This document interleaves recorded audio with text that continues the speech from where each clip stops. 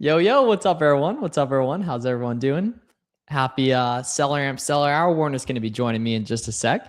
Just having a little bit of technical difficulties here. So for any questions you guys have, please feel free to let us know. We're here every Tuesday, 4 p.m. Eastern, every Tuesday, 4 p.m. Eastern. So whatever questions y'all got, please feel free to let us know in the chat. What's up, TW Racing? Good to see you. What's up, Lucy? Karen Elliott. What's up, Los Angeles fam? Cool. Sweet. What's up, Roberto? Let's see. You good to go, Warner?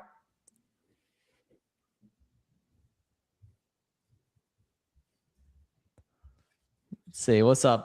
Cool. All right. So whatever questions y'all got, drop them in the chat, and we will help out here. Did you put me on stream with trying to figure out tech? So, yeah, I did pop you in there a little bit early there with Sweet. What's up, FBA Profiler? Ooh, okay. So this is a good, interesting thing from here. So Two Fishbowl says sourcing is easy, ungating is a nightmare. If that's true, which it's not true, right? You just got to understand that denials are normal, right? Source a bunch of auto ungate leads, man. The past week, I posted 2 really good ungating or auto ungate sourcing videos. You should really check those out. I think they'll be very helpful for you. Just literally using SellerAmp storefront stalking, combining that with the Boxum bulk ungate checker, and you're actually going to find a lot of ungated leads even for beginners there. So if you feel like sourcing is easy and ungating's a nightmare, you're honestly typically it's the opposite for most people. And everything, but you're in the right place. The nice thing is that's you can just start buying auto ungate leads.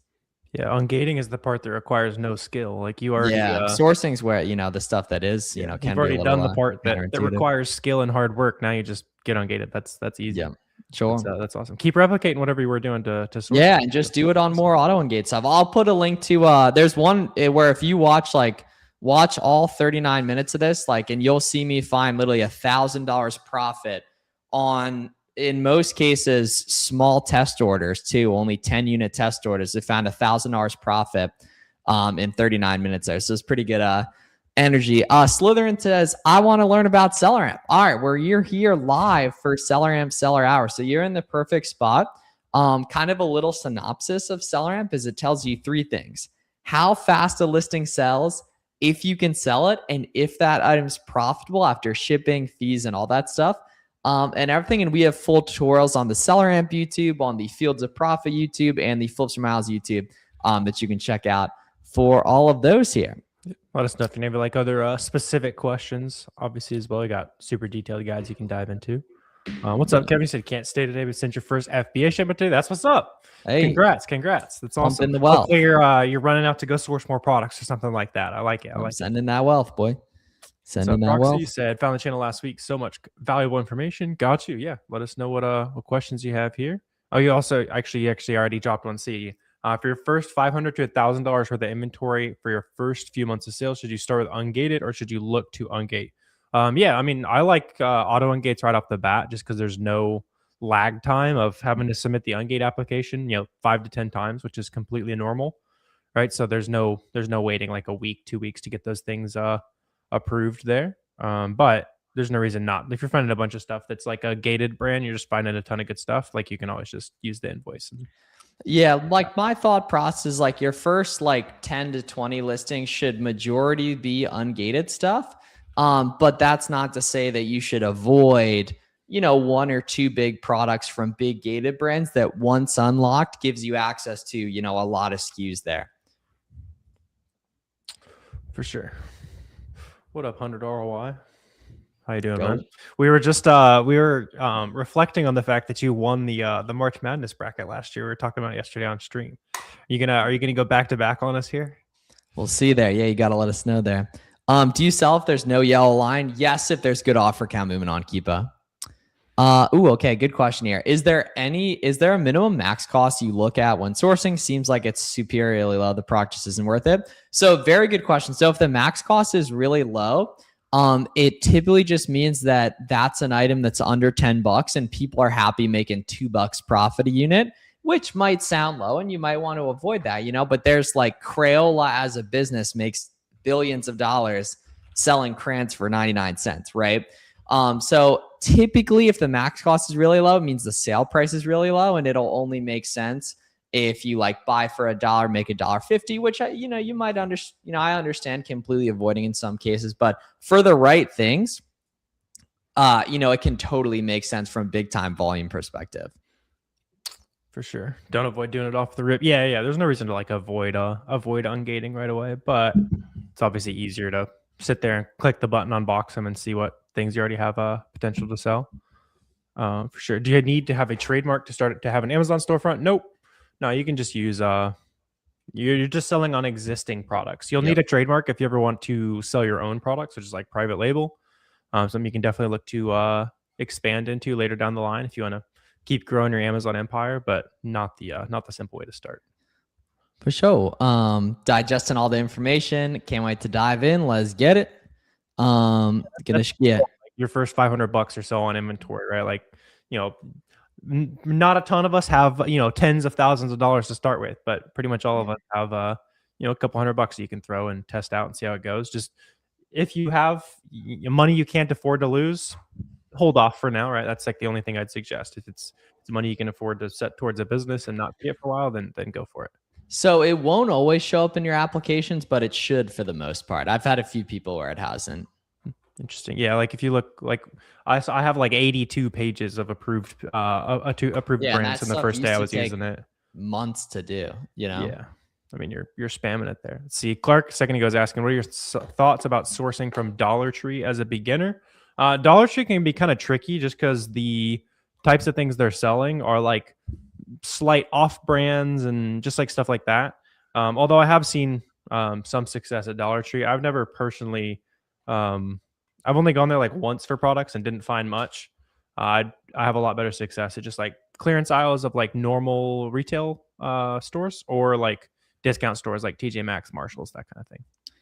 Let's see. All right. Let's see. With max cost, we did that. A couple big brands, Jellycat, Gap, and Cuddle Duds. Would, especially Chris, because you're tax free. Those are obviously, there's literally thousands of other brands, but those are a couple ones I think could make sense for you.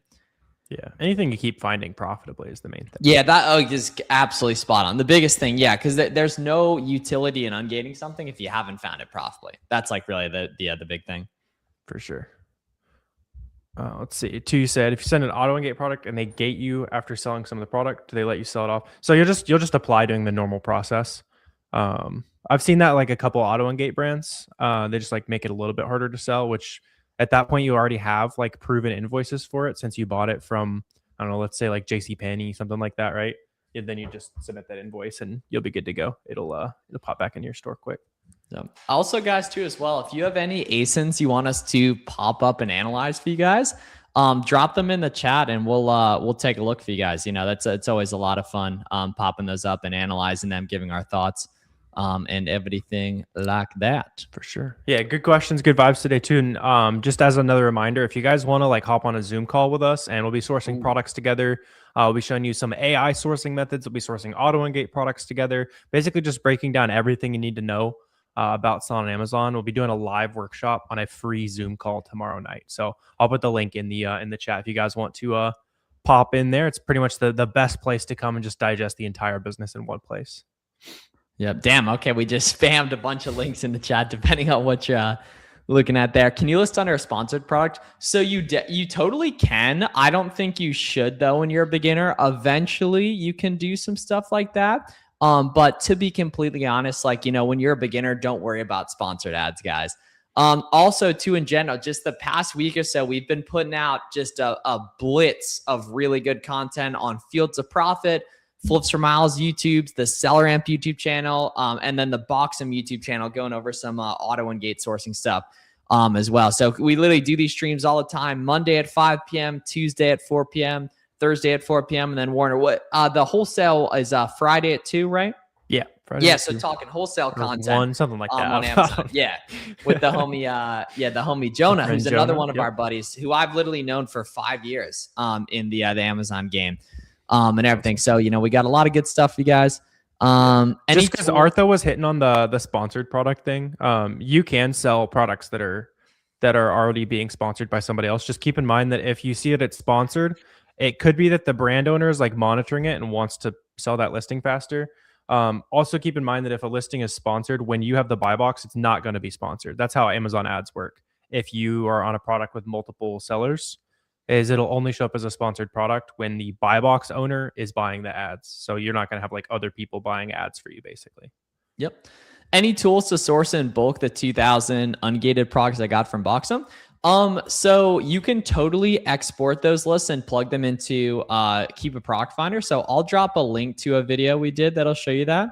And everything. But to be honest, the best way to do it is to just do your normal storefront stocking and check Boxum or check ASINs in Boxum as you go in like 3 to 5 quantities. What type of paperwork / invoice will Amazon accept for Jellycat? Yeah, the best way to ungate Jellycat is 2 orders of 5 of any of the items on Jellycat that allow 5 items per cart. So most items from Jellycat, they only allow 2 per order. But if you do one of the ones like the table tennis paddle, Jellycat's so lit. You can do 5 per cart of those, and you can get that in there. Check it out. Oh, not yet. I like the way you think that. We're gonna get that bulk ungate checker. It's currently just in the States, but we're gonna have international soon. Yep. Let's see. Chris dropped an ASIN if you want to pop up the screen share I got for us. Let's see. Oh, sure. Yeah, here we go. All right. Hey, let us know if you guys have any other ASINs or anything like that you've been thinking about, or even if you just have an example of something that like almost tricked you that you want to share with the class, so to speak. We can pop that up together. So, all right, let's see. First thing pretty much always want to check for is like how reseller friendly does the listing look? So in this case, a couple things that make me think it's pretty reseller friendly is the buy box price changing around a lot. You typically don't see that on like brand owner products, and you wouldn't see the new offer count changing around like this, right? That means lots of different third-party sellers are coming in and selling out on this listing pretty consistently, to be honest. And that's crazy. There was like stock count decreases when these were $65. So people really needed these here. Looks like they're back at like 35 right now. What do they pop up for? I think it's probably these 6-pack right here. It's like the slightly bigger. Yeah, I think that brand's not owned by JCPenney's, but it typically comes from JCPenney's. Yeah, I've noticed that too. 10 to 13. I don't know if that's the extra large. Could be these. 13 to 15. Interesting. Okay. I don't want to burn your source here. It's probably one of these here, but it looks like it's anywhere from like 18 to $17. Let's just assume they're $18. So this is where we're going to be able to make this item profitable, right? Because at first glance, ROI is pretty low. Pretty much the easiest things to check to lower your price are going to be checking for coupons, which in this case, it's already just shooting those right to us. And then checking for discounted money. So I'm going to open like the top couple and see what's like a realistic rate today. 14. Okay, we can buy. Yeah, we can buy a bunch of those. Crap. Yeah, 14 is that will make a big difference here. Oh, my bad. Slow there, and we'll peep. Sorry about that. We'll get on that. Yeah, because now you can subtract 14% and your ROI is good and your profit's good, right? So you make items profitable with stuff like this. And yeah, just like general looking at the item looks good as well. Like looks pretty consistent. Third-party sellers having success, that kind of thing. Let's see. Oh, I saw it was pretty flat back in the day. Interesting. It's not even the brand owner. It looks like it would be like the brand owner back here, but it was just like one FBM seller. You're just cranking on it way too cheap for some reason. Interesting. Cool. Appreciate the. Yep. Oh, we got ASINs flooding in now. There. All right. Thank you, family. Thank you. It's only for prior applications. Now you can use the same one there. Replied that I use. Oh, okay. Apologies. My bad. 2 fish bowls. Yeah. So I know it sounds kind of like a lazy answer, but just don't look at what Amazon says in those denials, to be honest. I know it sounds like a lazy answer, but just don't look at what Amazon says in those denials. Unfortunately, a good rule of thumb with Amazon is to read their emails with the degree of skepticism at the very least. Let's see. You said you're a beginner from Pakistan. You know how much you should invest. It's good to start with like $1,000. If you're like international like that, you could always try being a virtual assistant too. Yeah. If the US dollar goes really far in your country, like that's something you should totally look into is being a virtual assistant, because that would be all, that'd be all cash flow for you. Sweet. Let's see. Why said any advice on getting the buy box as an FBM seller when there's FBA sellers on the listing, just lower price and 0-day handling? Yeah, so that's going to be primarily the big difference maker there, because by far the most important factors for making more sales is to have the best price and the best shipping speed. So for you, it's impossible to have the best shipping speed beyond doing 0-day handling to make it as good as possible. So now your biggest lever is price. So you need to figure out like how much cheaper do you need to be than the FBA offer to start winning buy box. And if it's like significantly, then probably just send it into FBA and compete evenly with that person. So you're not like lowering your profit for no reason. What repricers recommended? There's a bunch of good ones. Honestly, I'd recommend just doing a bunch of free trials and seeing which vibes best for you here. Yep. I posted a good video the other day using a flash price if you want to check that out too. Yeah, peep that too. Definitely. It's called like make more profits on the same item, something like that. Sweet. Stillwinds dropped an example here. It's the homie Lewis. Pop that up. Good stream regular for sure. What's up? Oh Lewis? Yeah. Sweet. Thoughts on the ASIN drop? Yeah, Miles wants to pop me up here where we can dive in. So let's see. It's like a vinyl. Vinyl's typically auto engaged. Yeah, vinyl. Yeah, I've been noticing that. Let's see. So Amazon's on it a fair amount. Actually a pretty good amount. You can see like the buy box is pretty heavily Amazon dominated. Not entirely dominated, but it would need to be like really high profit. That's funny that the title that it grabs is just the word charm. So we'll have to add a little bit of extra something there. Let's see. So that's what I'd expect. These are going for like $30 or so. Could be that right there. 15. Oh, it's a CD version. And yeah, we got the vinyl. Yeah, so I'm not seeing like an immediate like cheap source price for it. So if you're getting it for pretty cheap, then maybe you could check it out. But yeah, I would need it to be like probably like $14 or less, to be honest, so that you can afford to undercut Amazon and try like a $29. Ooh, interesting. Even at like 29, it's not. So yeah, I would probably want to see like a crazy good deal on this. I know you said like if you know, you know. So maybe there's like a big vinyl sale or something you found where it could be interesting. Honestly, I'd need it like $10 probably, just so you have plenty of wiggle room to go under Amazon. But yeah, besides that, just watch for Amazon having the pie chart like that. See, Jellycat. Yeah, you'll use the order confirmation email. Yeah, like a formal invoice, if you can get one, great. But you'll always just use the order confirmation email, download it as PDF, add other stuff to the file, shipping email, delivery email, picture of the product, whatever else you can pop in there. Yep. Shipping label. Let's see. Oh, you saw it on the day 21 clip. So you bet you were putting that one on socials there. Let's see. Oh, Chris dropped an ASIN. We do that second ASIN from the homie Chris here. Let's check it out here. Yeah. Let's see, lots of sneaky FBM sellers hopping on to listings FBA sellers forgot about for sure. Yeah. Yeah, I mean, you can even like specifically source for those. Like go to FBM sellers who sell a brand that you're really good at and see like all the ones that they're already FBMing, and then you'll find a bunch of listings that there's like no FBA at all on, which you can either join the FBM party or be the only FBA seller and then like kind of dominate those. Yeah, price up those sellers totally as well. Yeah. Ooh, item. Interesting. Roundup sprayer. So this is concerning to me, the brand here, and I assume that's probably why you dropped it, Chris. You probably knew that. You're probably just giving us a example. I do want to see like what is this brand? Okay, so maybe that is the actual brand. It does look like a legit distributor. We would have to check, obviously, but it does look promising. Let's see. So is this like the parent company of all these? Because that's what we would need to prove, because basically the problem here is this brand does not say Roundup. Oh crap. Okay, yeah. So I need to see like, does Fountainhead own? Is that like, or like let's try like Roundup parent company. Is it Fountainhead? Interesting. Monsanto. That's an interesting. Well, people are boycotting them. I'll hold my my commentary on Monsanto for the Amazon stream here. Okay. But yeah, to me, this looks like it's probably a like wholesaler distributor kind of thing, because it seems like we were saying, like Monsanto seems to own them, or Bayer seems to own Roundup. I saw like both, but this is just like a distributor of some kind. So the problem here is that this brand does not match the actual brand, which can lead to like some counterfeit issues and that kind of stuff. you might be able to see that reflected sometimes on the new seller count. In this case, it doesn't seem like a listing that they've really cared about policing so much, because you don't ever see like many people dropping off all at once. I guess you see this right here, but it's just 8 to 6. So it's probably just people making sales.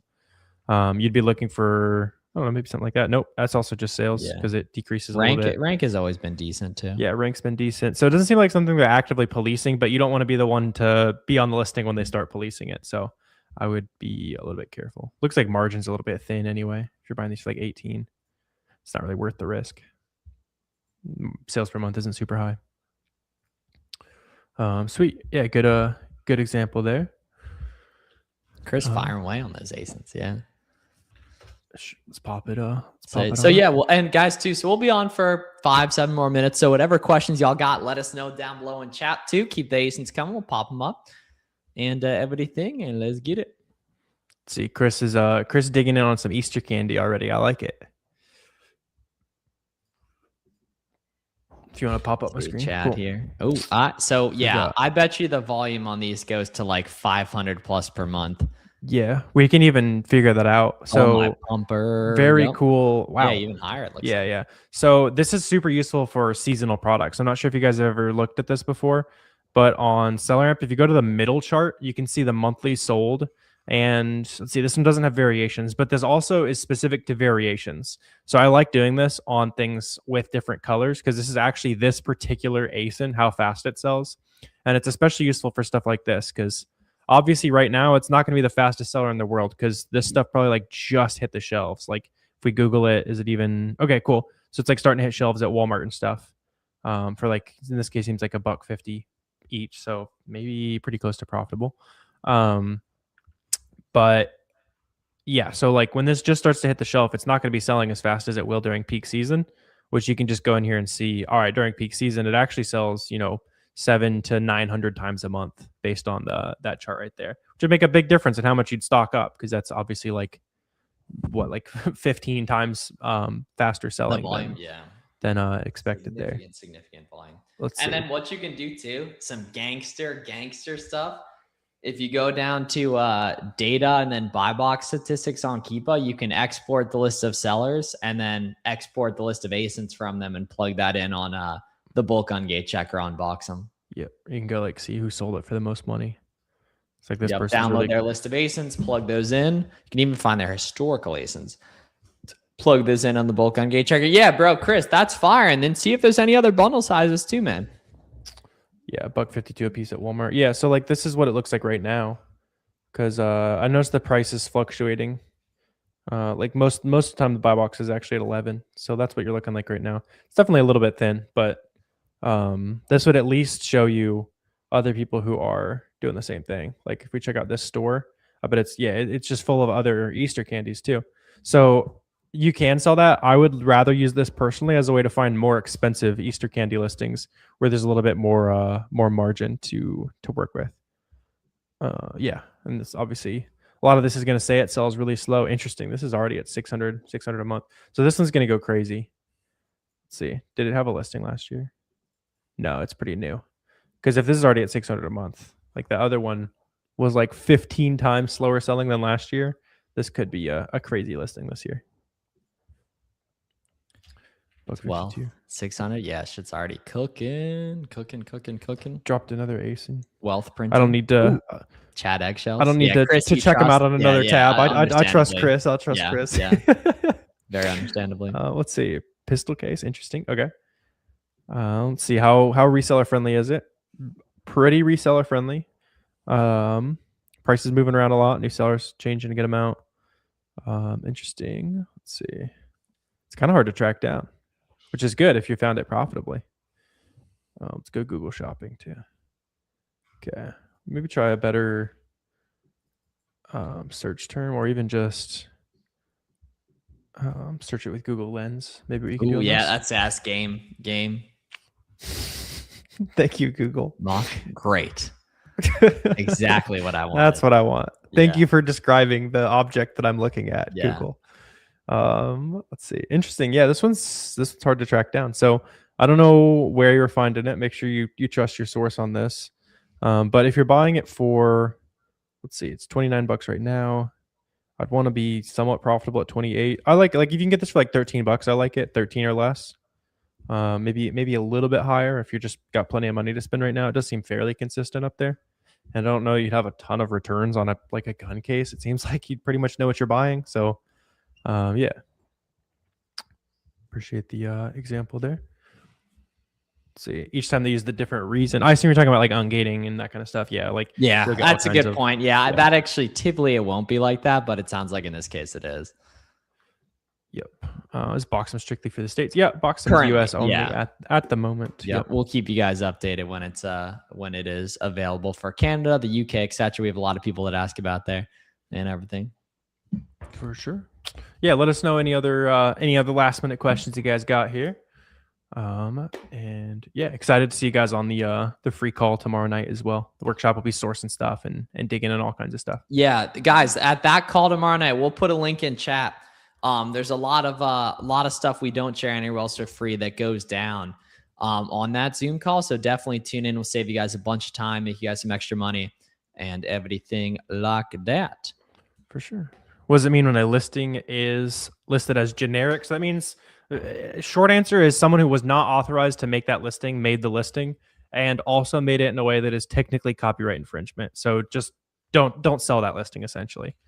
Yeah, just always make sure the brand matches the brand name matches the actual brand of the product, and you're safe.